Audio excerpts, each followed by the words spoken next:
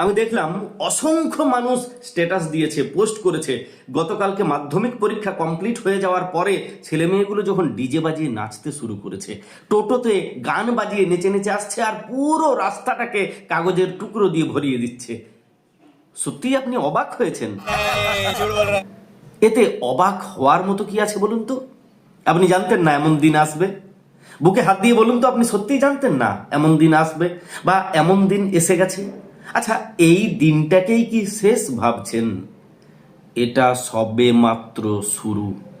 এবারে এই ভিডিওটা দেখুন তো, কিছু মনে পড়ে কিনা। না না না না, কোনো রাজনৈতিক রং মাথায় ঢুকিয়ে দেখবেন না। একজন শিক্ষিত মানুষের বক্তব্যটা শুনুন, যেটা আজ থেকে অনেক বছর আগে বলা। আমার কাজ আমায় করতে হবে। আমরা বুঝতে পারছি রাজ্য এমন একটা বিপদের মধ্যে ক্রমশ চলে যাচ্ছে, আমাদের কথা মানুষকে বলতেই হবে। কি হচ্ছে রাজ্যের কৃষি ব্যবস্থা, এই আত্মহত্যাটাই কি আস্তে আস্তে পশ্চিমবাংলার চরিত্র হয়ে যাবে? ছিল না তো আগে। এগুলো মানুষকে আমরা বলবো না?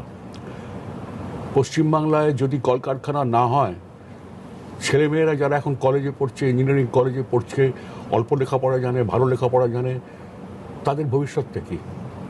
তো শুধু সিপিএম তৃণমূলের ব্যাপার না, এই ছেলে মেয়েদের কাছে আমাদের কথা বলতেই হবে। তাতে ওদের কি লক্ষ্য, কি ওদের প্রতিক্রিয়া আমার দরকার নেই। কিন্তু